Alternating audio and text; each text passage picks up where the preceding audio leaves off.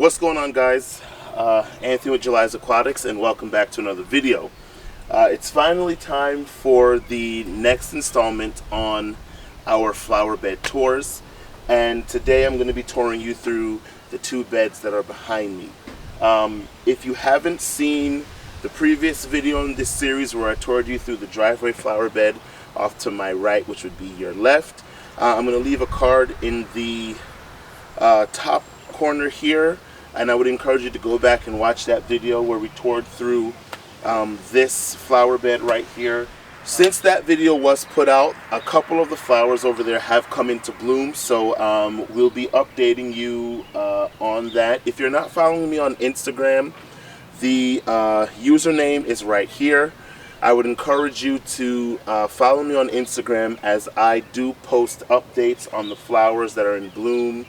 It's easier to post updates there than to get on YouTube and film another video. However, I will be updating you on these beds here in the next couple of weeks. But let me walk you through these two beds here and show you what I've got planted, and then we will move on to the next area. So the first side of the sidewalk that I want to tour you through is the side here that you're seeing with the arborvitas and the peonies planted in between them. Now my peonies are out of bloom, unfortunately, but I believe this is where we left the tour the last time. So I've got 1, 2, 3, 4, 5 of these mini arborvitas that grow naturally in this spiral form, which I thought was really nice. I know I do have a little Facebook Live video that I did. If I can get it and insert the footage here, then I will.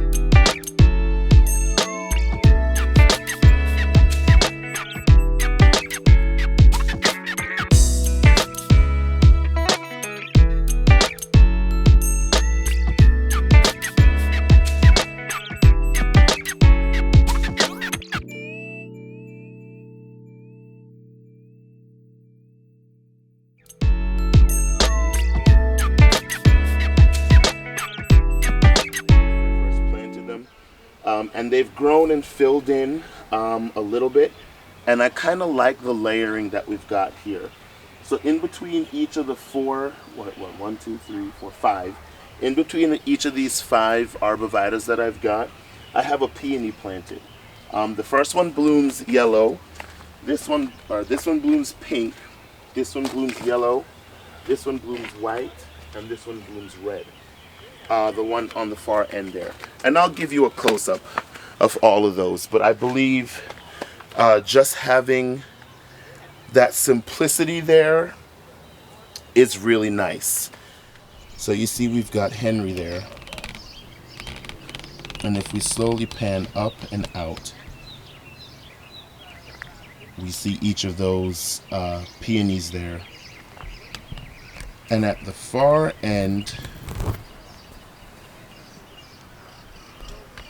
we've got a gold arborvita, a gold-tipped arborvita that I've got planted in a red pot that's been living there for about 3 or 4 years now, and it's doing quite well. Now, there's a lot to be cleaned up. There's a lot of maintenance that needs to be done.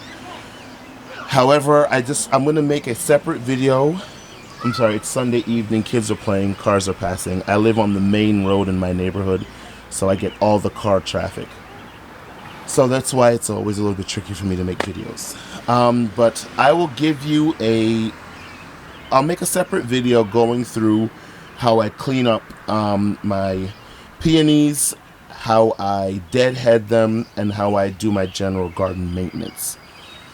And I'll also try to get an aerial shot of this side of the flower bed to show you, to kind of give you a more perspective, a better perspective on this bed. So let's swing around to the other side of the flower bed and I'll take you through each of the plants that I've got over here. So I hope you can see it here, but right here at the beginning of the flower bed, I've got this Helen von Stein lamb's ear. And I think this silvery texture and that bold leaf is really needed in this flower bed. I've got a lot going on. There's a lot to look at. There's not really too many places for your eyes to rest, so I think just having some foliage texture with nothing blooming is really important to have, to bring some weight and to kind of anchor the space. When I first started gardening, I didn't do a lot of research as far as foundation planting and structural pieces. I really only got into gardening because my family members, when they would come over, would pester me that my landscaping didn't look nice. So I just reluctantly went out and bought flowers and just threw them in. And then eventually I found people on YouTube that did gardening and it really inspired me. And then I just kind of, every plant that I saw featured on a video, I wanted to have it and I put it in my garden. But I've got this lamb's ear here, and right above it there's a little lime hydrangea. And right behind it I planted a dahlia tuber. And then what we've got going on as far as the front of the flower bed, I've got some raspberry sedums, I believe they are. I've got 1, 2, 3, 4 of them that I'm hoping will eventually touch and form a nice tight border, which will transition into this really nice strapped leaf, not strapped leaf, this really nice bold leaf, Helen von Stein lamb's ear. So let me take you in closer, and I'll give you a close-up of everything else that I've got going on in this bed. But before I bring you in, I kind of want to just, I don't know if it's really translating in the camera as it does in from my personal perspective, but I love, love, love the layering in this flower bed. We go from having that bold Helen von Stein lamb's ear, and again another bold texture from the sedum that I've got there. And I bought the sedums on clearance a couple years ago. I think these are about 2-year-old plants. But just the layering that transitions into the daylily that you see blooming there in the distance, and then up to that bold big leaf hydrangea, mop head hydrangea.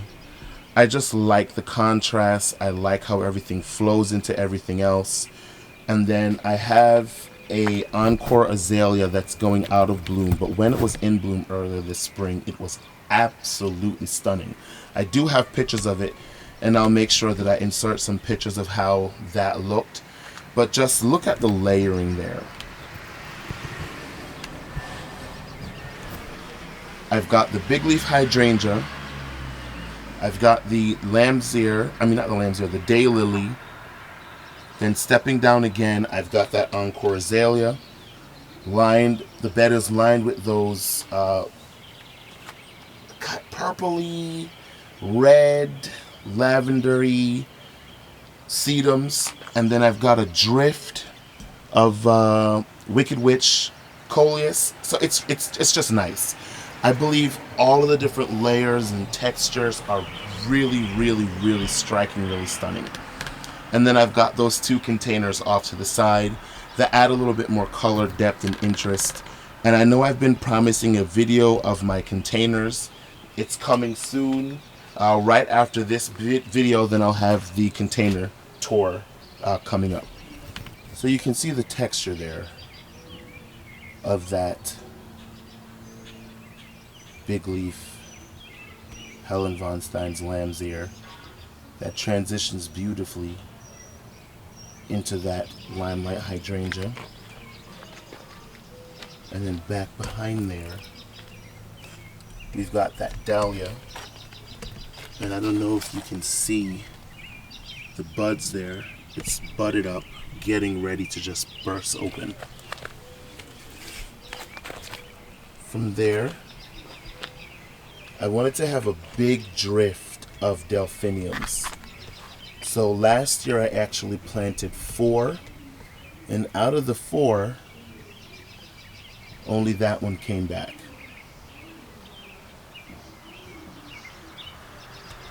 So this past spring, when my garden center had that 10 for $35 sale, I picked up a couple more. That one there, and that one there, which you can see is a vibrant blue that ages to this purple. And it's really nice because it contrasts with the Wizard of Oz Veronica that I have underplanted. And then again, the texture of that sedum. There's an allium going out of bloom. And this is another David Austin rose called Roald Dahl, which is really nice. So if we step back here, you can see something else. So if we step back here, you can see something else that I like to do in my garden, which is plant in odd numbers. So I've got 3 Wizard of Oz Veronica. 1 there. 1 there.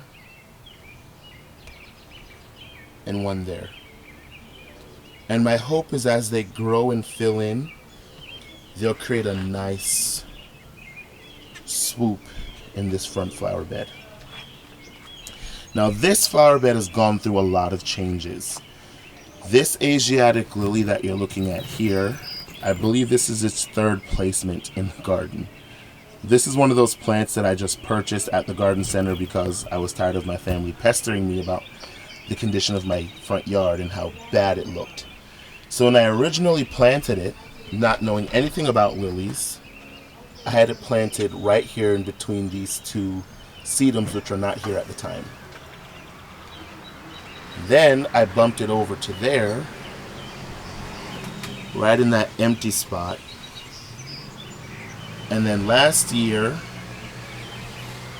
I finally got my act together, planted it at the back, and it's glorious. Back in this corner, I used to have a Japanese sky pencil. I used to actually have 3 lining the back of this flower bed. But I lost 2 in the first year, and then this one was hanging on quite well. But then it had a lot of spider mite damage, and I had to take it out this past spring. So what I did in its place was plant those 2 pots and front plant them with this red texture of the Wicked Hot Coleus. And I think this bed needed that red, bold texture. I've got the yellow blooms. I've got the purplish blue hue of the sedum, the Veronicas, and the delphinium.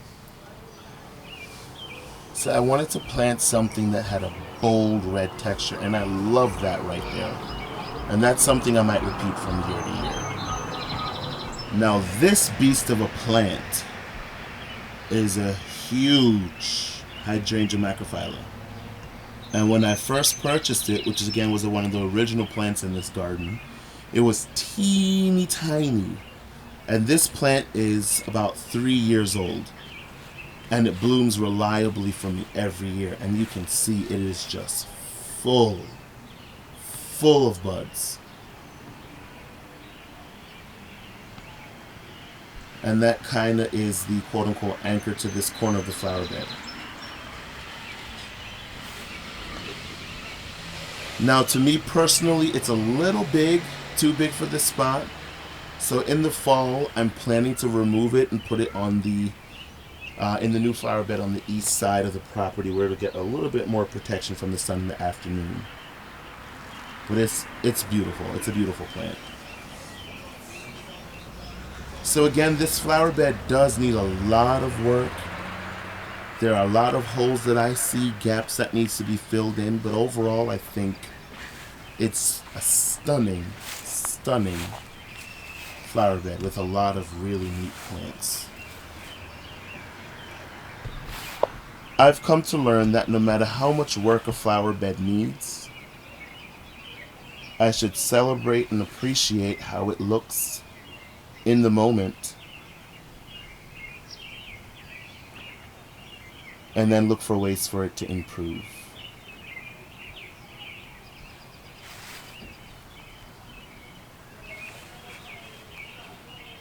If you're new here, please consider subscribing to the channel. Make sure that you're following me on my Instagram and Facebook at Jhuly's Aquatics and Gardening. Let me know in the comments section if you have any questions, suggestions, or improvements on any of my flower beds. I'm hoping that over the course of the season I can find a permanent, tall, evergreen specimen plant to put right here where those two pots are, because I'm missing that tall vertical structure. I was thinking maybe a fern-lined buckthorn. But I'm not sure. It needs to grow only 1 or 2 feet wide, and it can probably get about 6-8 feet tall. So if you have any suggestions on a plant like that I could put in, please be sure to let me know. Again, thanks for watching. Thanks for your continued support. If you're not subscribed, make sure that you're subscribed with the notification bell on. Make sure that you like this video and share it with your friends. And I will see you in the next video.